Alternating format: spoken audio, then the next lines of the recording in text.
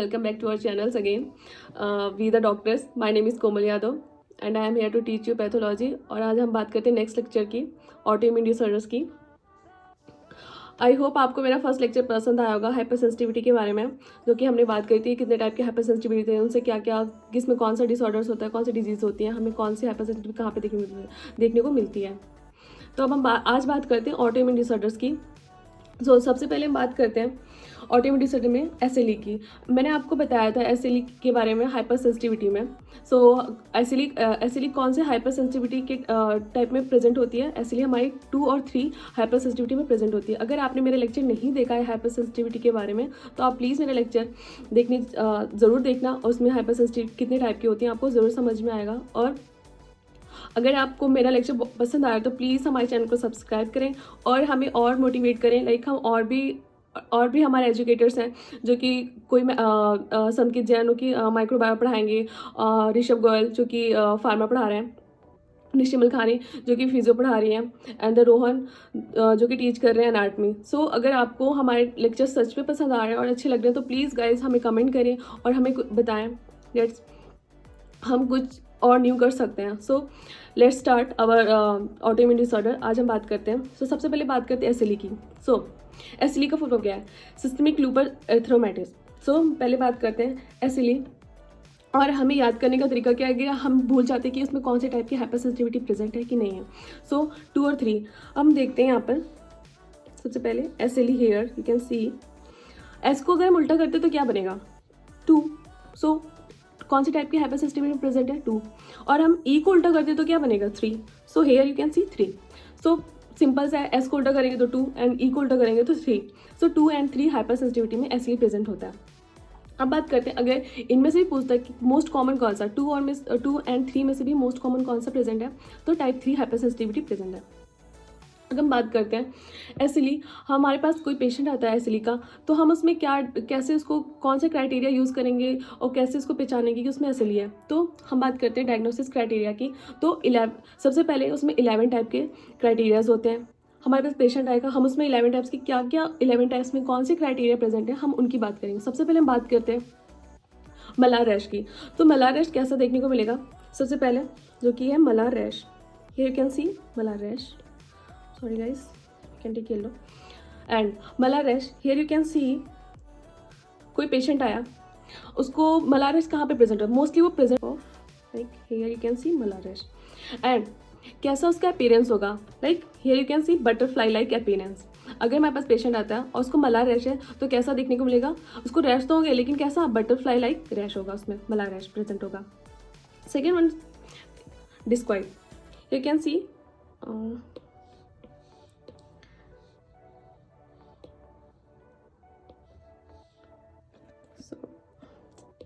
Sorry guys, you can see discoid race.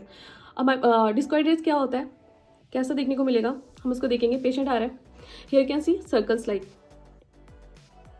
Not full but you can C like you can see that circles हैं. तो इस type के कैसे rash होंगे उसकी बॉडी में? हैंड में यू कैन सी डिस्क्वाइड टाइप के रैश होते हैं. बात करते हैं थर्ड वन जो कि क्या है? Photo sensitivity means photo means sunlight से, जो कि क्या हमारी स्किन सेंसिटिव है. किसके? सनलाइट के अगेंस्ट हमारी स्किन सेंसिटिविटी होगी. उस पेशेंट को क्या होगा? स्किन सेंसिटिविटी होगी. किसके अगेंस्ट? सनलाइट के थ्रू, सनलाइट के अगेंस्ट. हमने बात करी सबसे पहला क्या? Malar rash. उसका कैसा अपीयरेंस होगा? I have to write like here you can see this is a butterfly like appearance.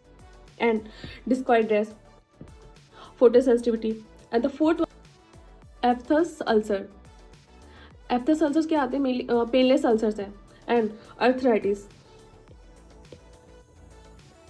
Aphthous ulcers painless होते हैं.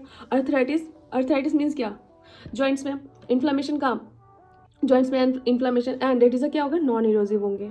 And that is a serositis. Serous में क्या होगा? इन्फ्लामेशन होगा. और वो कहाँ पे भी हो सकता है? लाइक प्लूरा में inflammation. And the 7th one is a renal. हम ऑर्गन, कौन सा ऑर्गन इफेक्ट होगा? That is a renal. उसमें भी क्या सबसे मोस्ट कॉमन? रीनल भी लाइक कि किडनी भी इफेक्ट हो सकती है. उसमें भी कौन सा इफेक्ट होगा mostly? That is a lupus nephritis. और लूपस नेफ्राइटिस मीन्स उसके 6 क्लासेस हैं जो कि उसमें से भी मोस्ट, उसके 6 क्लासेस में भी मोस्ट कॉमन कौन से हम कैरेक्टरिस्टिक्स उसके मोस्ट कॉमन कौन से हैं, जो कि 3, 4, 5 और 3, 4, 5 जो कि कॉमन है, कॉमन कैरेक्टरिस्टिक्स है उसके, और उसमें से भी मैक्सिमम हमें कौन सा लूपस देखने को मिलेगा, डेट इज़ फोर्थ वन। कैसे हमें कैसे लीजन्स उसमें देखने को मिलेंगे, wire loop, you can see it is a wire loop lesions देखने को मिलेंगे हमें उस पेशेंट्स में। हिमेटोलॉजिकल, हिमेटोलॉजिकल क्या मतलब, हिमेटो से मतलब याद आ रहा है कि हमें क्या समझ में आ रहा है कि ब्लड से रिलेटेड। सो उसमें क्या हो जाएगा, पेनसाइटोपिनिया। पेनसाइटोपिनिया मीन्स होता है कि हमारे बॉडी में जितने भी सेल्स है लाइक WBC, RBC और प्लेटलेट्स, इन सबका क्या हो जाएगा, नंबर क्या हो जाएगा, डिक्रीज हो जाएगा। सो हम उसमें क्या, हमें कैसा पेशेंट, उसमें हमें क्या देखने को मिलेगा, पेनसाइटोपिनिया, उसके ब्लड सेल्स का number like RBC and WBC और प्लेटलेट्स नंबर क्या होगा, डिक्रीज हो जाएगा। अब बात करते हैं 9th one, this is a anti nuclear antibody. So ANA it's a short form you can say, और आपको याद रखना है डेट इज ये क्या है, एंटी न्यूक्लियर एंटीबॉडी, और ये क्या है, मोस्ट सेंसिटिव एंटीबॉडी है। इसलिए में कौन से मोस्ट सेंसिटिव एंटीबॉडी प्रेजेंट होती है, that is ANA, anti nuclear antibody. अब हम बात करते हैं that is 10th, that is immunological. Immuno से समझ में आ रहा है, इम्यूनिटी से रिलेटेड। सो हमने सबसे मोस्ट सेंसिटिव एंटीबॉडी पढ़ ली, that is ANA, and most specific antibody कौन सी है, anti Smith antibody, you can see anti Smith antibody. And the अगर आपसे कोई पूछता है दोनों ही like both specific and sensitive antibody कौन सी है, that is antibody double stranded DNA antibody, you can see.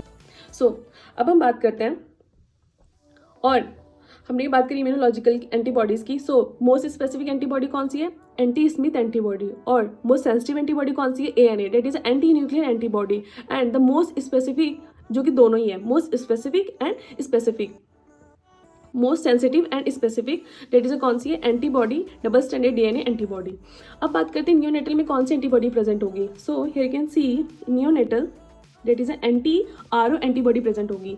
सो हमें न्यूनेटल्स लाइक न्यू बॉर्न में कौन सी एंटीबॉडी देखने को मिलेगी, anti RO antibody.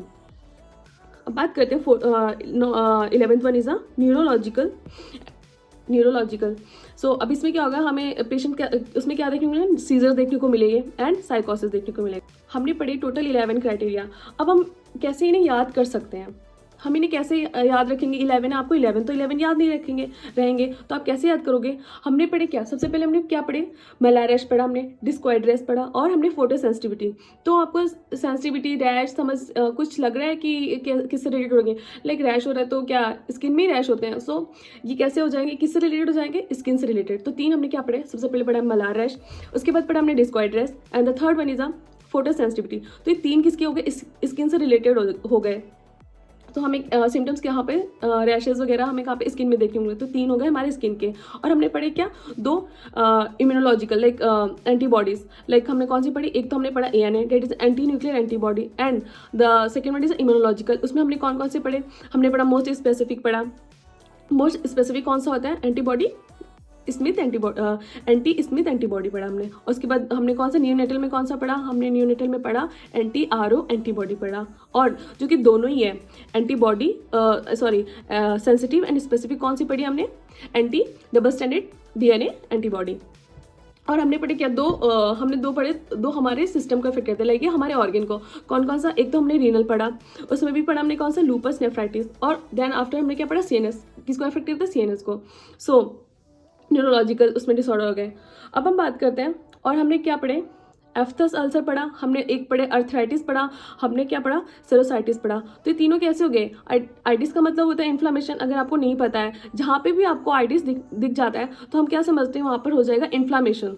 So here can see these 3 are the skin related, and these 3 are the inflammations, and here you can see that is a renal, and हमने 1 पढ़ा क्या, hematological, that is a blood से related. So हमारी complete होती है 11 criteria. और सबसे most important in 11 में से भी लाइक हम कैसे पहचानेंगे, क्योंकि हमारे पास सारे पेशेंट आते हैं, तो क्या ज़रूरी है कि उसको 11 प्रेजेंट हो गए सारे सिम्टम्स, तो हम क्या बोलते हैं, कंफर्म करेंगे हाँ उसको ऐसे लिया कि हमें एक भी नहीं दिखेगा। सो here can say like total में 11 आउट ऑफ 11 हमारे पास कितने क्राइटेरिया प्रेजेंट होंगे, तो हम कहेंगे पेशेंट को SLE है। सो आउट ऑफ 11 अगर 4 क्राइटेरिया प्रेजेंट है इनमें से, so we can confirm that like the patient has SLE। अब हम बात करते हैं ANA की। आपने देखा हम 11 क्राइटेरिया में हमने ANA को अलग से उसको लिख रखा था, like ANA anti nuclear antibody. तो हमने उसको कुछ अलग से इसलिए कुछ लिखा होगा ना, क्योंकि उसका कुछ इंपॉर्टेंट होगा, उसकी कुछ स्पेशल पॉइंट्स होंगे या कुछ स्पेसिफिक होगा। सो अब हम बात करते हैं ANA को। हम ANA को कैसे डिटेक्ट कर सकते हैं? हम ANA को डिटेक्ट कर सकते हैं इम्यूनोफ्लोरेसेंस से। तो हम बात करते हैं पैटर्न की। तो पैटर्न में क्या, सबसे पहले हमारा निमोनिक्स क्या happens, H for homogeneous, P for peripheral, N for nucleolar, and S for speckled, and C for centromeric. So हम बात करते हैं H। सबसे पहले हम बात करते हैं H की। सो हियर यू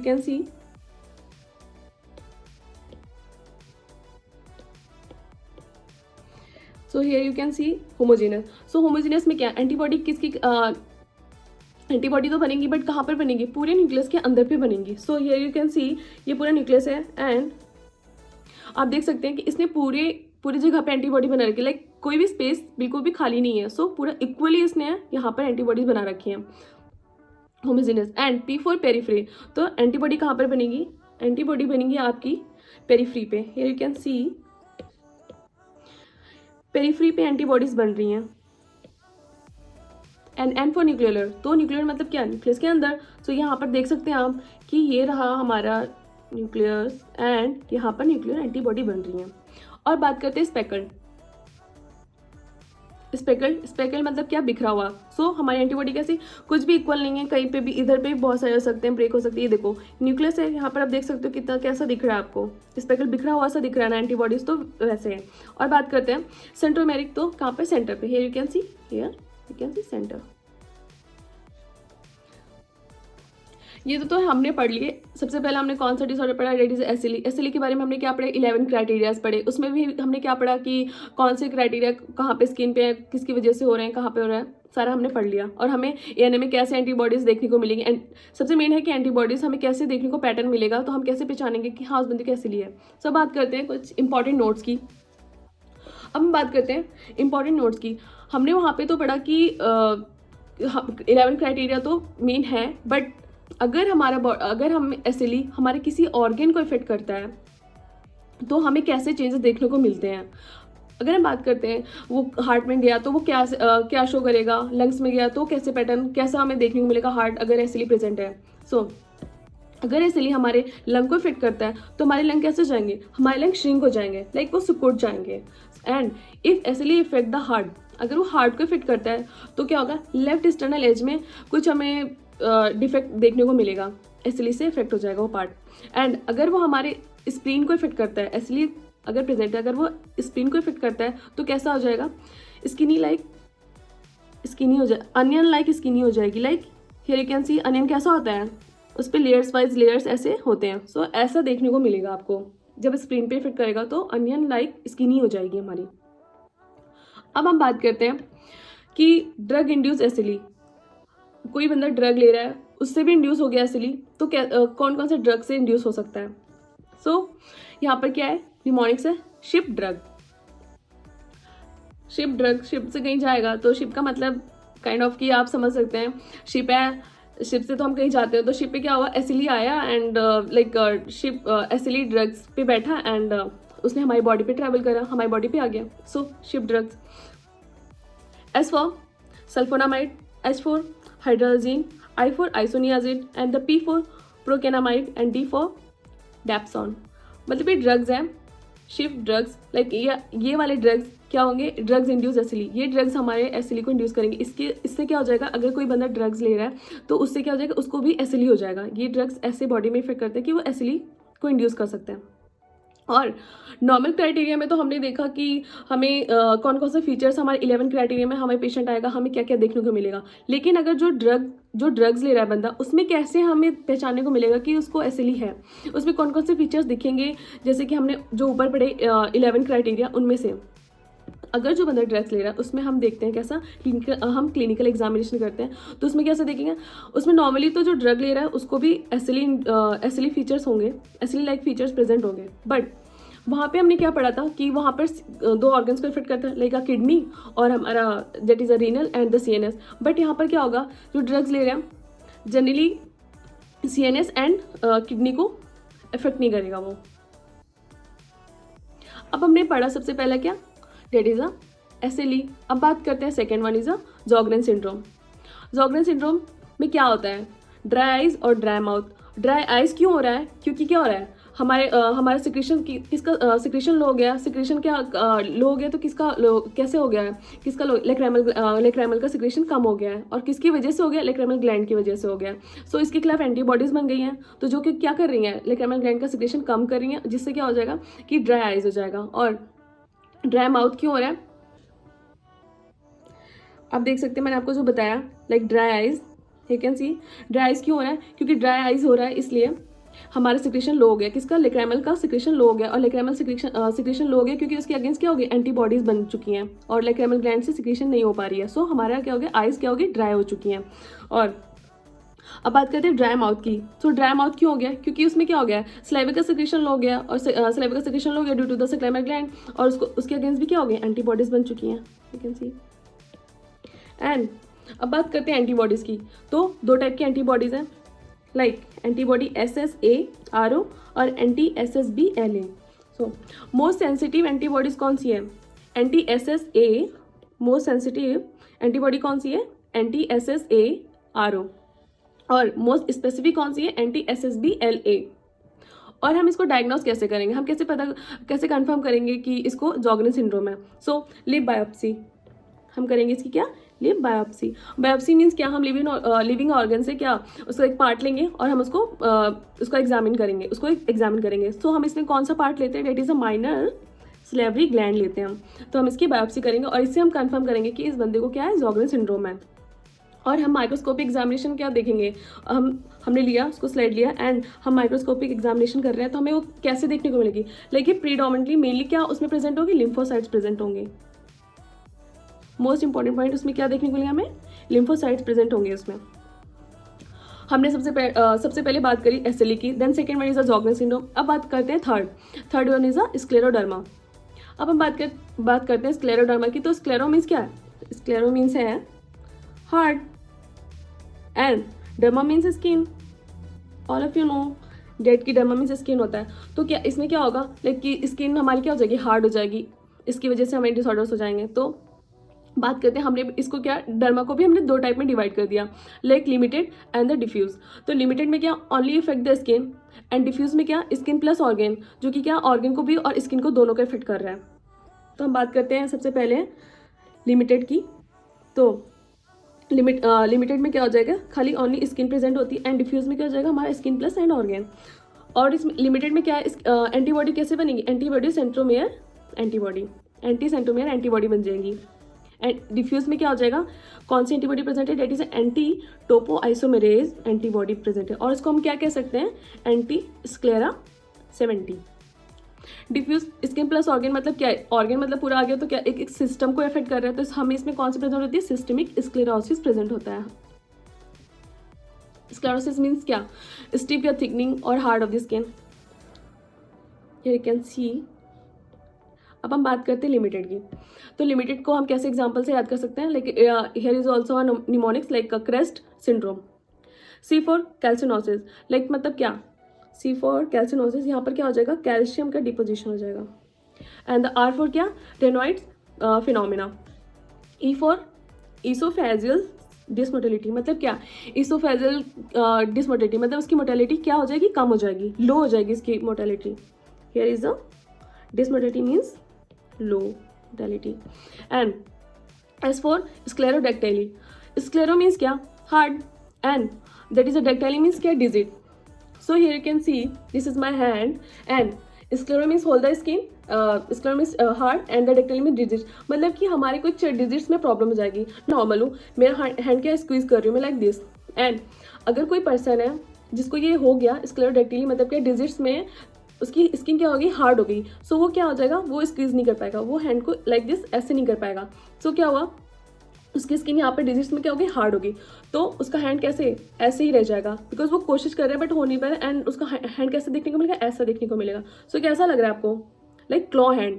अगर as for sclerodactyly, and you can see that is a claw hand, ऐसे इस पेशेंट में हमें देखने को मिलेगा, उसके क्लॉ हैंड हो जाएंगे। एंड T फॉर क्या, टीलैंजैक्टेसिया, and as syndrome is nothing, and scleroderma में आपको कैसे हिस्टोलॉजिकल स्लाइड देखने को मिलेगी, ऐसे देखने को मिलेगी. Here you can C deposition like this, hardening of the skin like you can see, and here you can see like a claw hand. Like मैंने आपको दिखाया ना कैसा क्लो हैंड दिखेगा, ऐसा दिखेगा. उसकी स्किन यहाँ पे डिजिट्स में क्या होगी, हार्ड होगी. सो वो हैंड को क्या होगा, स्क्वीज नहीं कर पाएगा. तो उसका हैंड ऐसे ही रह जाएगा. अब हमने अभी तक आपने कुछ नोटिस करा, हमने अभी तक 3 डिसऑर्डर्स पढ़े. सबसे पहला उसमें क्या कुछ कॉमन दिख रहा है, कुछ कॉमन लग रहा है. सबसे पहले कॉमन क्या लग रहा है उसमें, S. The word is S. S से क्या सारे तीनों कौन से नेम से स्टार्ट है, एस. तो एस फॉर क्या, एसएलई, एंड एस फॉर क्या, jargon syndrome, and S for क्या, स्क्लेरोडर्मा. तो आपको याद करने में आसानी रहेगी कि ऑटोइम्यून डिसऑर्डर में सबसे मोस्ट कॉमन क्या है, उसमें 3 डिजीजेस जो कि एस से स्टार्ट होते हैं, that is SLE, and the second one is a Sjogren syndrome, and the third one is a scleroderma. अब बात करते हैं fourth, that is a myositis. All of you know that is a myo means muscle. And itis, I have already told you that जहाँ पर भी आपको itis दिखेगा वो क्या होगा, वहाँ पर इन्फ्लामेशन आ जाएगी. तो मतलब कि मसल्स में क्या हो जाएगी, इन्फ्लामेशन हो जाएगी. अब बात करते हैं the fifth one is a mixed connective tissue disorders. मतलब क्या, कनेक्टिव टिश्यू डिसऑर्डर हो जाएगा. और कैसे हो जाएगा, मिक्स्ड मतलब क्या, उसमें एसएलई भी प्रेजेंट होगा, उसमें आपका जॉर्गन सिंड्रोम भी प्रेजेंट हो सकता है, उसमें आपका स्क्लेरोडर्मा भी प्रेजेंट हो सकता है. हियर यू कैन सी, मैंने लिख रखा है सिस्टेमिक स्क्लेरोसिस हो सकता है, एसएलई हो सकता है, जॉर्गन सिंड्रोम भी हो सकता है, और मायोसाइटिस. और इसमें मेन इंपॉर्टेंट फीचर, इसमें क्या मेन इंपॉर्टेंट पॉइंट है, that is a here this point, antibody against U1RNP. U1RNP क्या है, राइबो न्यूक्लियोप्रोटीन एंटीबॉडी. तो इसमें कौन सी एंटीबॉडी प्रेजेंट है, that is a U1RNP. That is RNP का फुल फॉर्म क्या है, राइबो न्यूक्लियोप्रोटीन एंटीबॉडी. अब हम बात IgG4 related disorder 6th one. So here what we can see, most important, that is क्या हो जाएगा, IgG4 इंक्रीज हो जाएंगे कहाँ पर, प्लाज्मा सेल्स में. IgG4 का नंबर क्या हो जाएगा, इंक्रीज हो जाएगा कहाँ पर, प्लाज्मा सेल्स में. और उससे क्या हो जाएगा, उससे हो जाएगा फिब्रोसिस. और फिब्रोसिस कैसा देखने को मिलेगा, उसका पैटर्न कैसा अपीयर करेगा, like story form pattern. Like हमारे घर कैसे बनते हैं, one building storing, 2 building, 3rd building, like ऐसे. तो हमें कैसा पैटर्न देखने को मिलेगा, ऐसा स्टोरी के फॉर्म में देखने को मिलेगा, 1st floor, 2nd floor, 3rd floor, 4th floor, like this. उसके बाद हम बात करते हैं कि IgG4 रिलेटेड डिसऑर्डर में उससे कौन कौन सी डिजीजेस हो सकती हैं, हमें कौन कौन सी डिजीजेस देखने को मिलती हैं ऐसे पेशेंट्स में. सो सबसे पहले हम बात करते हैं, here you can see Mikulicz disease, the second one is a Riedel's thyroiditis, and the third one is a autoimmune pancreatitis, and the fourth one is a inflammatory pseudo tumor, and the fifth one is a idiopathic retroperitoneal fibrosis. बात करते हैं criteria की. तो इसमें कितने criteria present है, 3. बात करते हैं डेंस लिम्फोप्लाज्मोसिटिक इन्फिल्ट्रेट. मतलब क्या, प्लाज्मा में नॉर्मली लिम्फ प्रेजेंट नहीं होते हैं, बट यहाँ पर क्या होगा, यहाँ पर डेंस मतलब बहुत सारा, डेंस मतलब बहुत ज़्यादा क्या हो जाएगा, लिम्फोसाइट प्रेजेंट हो जाएगा, इन्फिल्ट्रेट कर जाएगा. और second one is story form fibrosis. मैंने आपको पहले ही बताया था हमें कैसा देखने को मिलेगा इसमें, स्टोरी फॉर्म पैटर्न. सो यहाँ पर क्या हो जाएगा, स्टोरी फॉर्म फिब्रोसिस हो जाएगी. और third one is a obliterative phlebitis. मतलब क्या, obliterative means narrow. Here you can see, अगर आपको नहीं पता है, फ्लेबाइटिस मीन्स क्या, इन्फ्लामेशन ऑफ वेन. आइटिस मतलब आ गया inflammation and again, and here you can see phlebitis means क्या होता है, वेन. तो ऑब्लिटेरेटिव फ्लेबाइटिस मतलब क्या हो गया कि वेन्स में क्या होगी, इन्फ्लामेशन होगी, और उससे क्या हो जाएगी, वेन क्या हो जाएगी, नैरो हो जाएगी. सो हमने पढ़ा था एसएलई में कि 11 में से 4 अगर प्रेजेंट है तो क्या है, it is confirm that the patient has SLE. And if in this IgG4 related disorder, अगर इनमें से 3 क्राइटेरिया में से अगर 2 भी प्रेजेंट है तो the patient has IgG4 related disorders. और अब हम बात करते हैं at the last, that is a biopsy की बात करते हैं. तो हम इसे कैसे कंफर्म करेंगे, हम कैसे बायोप्सी में कैसे हम कंफर्म करेंगे, हमें क्या क्या देखने को मिलेगा. इसमें 2 चीज़ देखने को मिलती हैं. सबसे पहले हमें देखने को मिलती है IgG4. एक तो सबसे first of all like IgG4 4 types की होती हैं, IgG1, IgG2, 3, 4. सो सबसे ज़्यादा कौन सा प्रेजेंट होगा, 4 की वजह से डिसऑर्डर्स होते हैं तो 4 प्रेजेंट होगा. और सबसे ज़्यादा 4 प्रेजेंट होगा, लाइक कि क्या, इफ़ द पर्सन हैज़ 40%, अगर मोर देन 40% है IgG4, सो उसको क्या है, IgG4 रिलेटेड डिसऑर्डर्स। और अगर more than 10 plasma cells present हैं पर हाई पावर फील्ड, अगर प्रेजेंट है कितना पर हाई पावर फील्ड मतलब क्या, 40x जूम में हम देख सकते हैं उस बंदे को, लाइक कि क्या the patient has IgG4 related disorders. So अगर वापस से मैं रिपीट करती हूँ, हमने क्या पढ़ा, IgG4 रिलेटेड डिसऑर्डर्स में हमने क्राइटेरिया देखे, उसमें 3 क्राइटेरिया होते हैं। सबसे पहला होता है डेंस लिम्फोप्लाज्मोसिटिक इन्फिल्ट्रेट, मतलब क्या हो जाएगा, प्लाज्मा में नॉर्मली लिम्फ प्रेजेंट नहीं होते हैं, और इसमें क्या हो जाएगा, बहुत सारे लिम्फ्स। डेंस मतलब क्या होता है, डेंस मतलब बहुत ज़्यादा हो गया, डेंस इकट्ठा हो गया ना, डेंस मतलब इकट्ठा नहीं कह सकते हैं, डेंस मतलब बहुत ज़्यादा एक साथ हो जाता है। सो इसमें क्या हो जाएंगे, लिम्फोसाइट्स प्रेजेंट हो जाएंगे, इन्फिल्ट्रेट मतलब प्रेजेंट या एक्यूमुलेट हो जाएंगे। एंड हमें कैसा फिब्रोसिस देखने को मिलेगा, स्टोरी फॉर्म फिब्रोसिस देखने को मिलेगा। And the third one is a obliterative phlebitis, मतलब क्या हो जाएगा, इन्फ्लामेशन हो जाएगी वेन के, और जिससे क्या हो जाएगी, वेन नैरो हो जाएगी। सो अगर इनमें से भी 3 में से अगर 2 भी प्रेजेंट है तो the patient has IgG4 related disorders. और हम बायोप्सी में 2 चीज़ देखते हैं। हमने 2 चीज़ क्या देखी, सबसे पहले हमने देखा IgG4 का क्या है, नंबर्स बढ़ के, लाइक 40% से भी ज़्यादा IgG4 प्रेजेंट होंगे। And the second one is more than 10 plasma cells present होंगे पर हाई पावर फील्ड, हम 40x जूम में उन्हें देख सकते हैं। So at the last, now we are revising all the disorders, like first one is a SLE के 11 criteria पढ़े, the second one is a Sjogren syndrome, the third one is a scleroderma, the fourth one is a myositis, the fifth one is a mixed connective tissue disorders, and हमने पढ़ा अभी क्या, IgG4 related disorders पढ़े। So I hope आपको मेरा lecture पसंद आया होगा। Thank you guys, bye bye, we will meet in the next session, so thank you।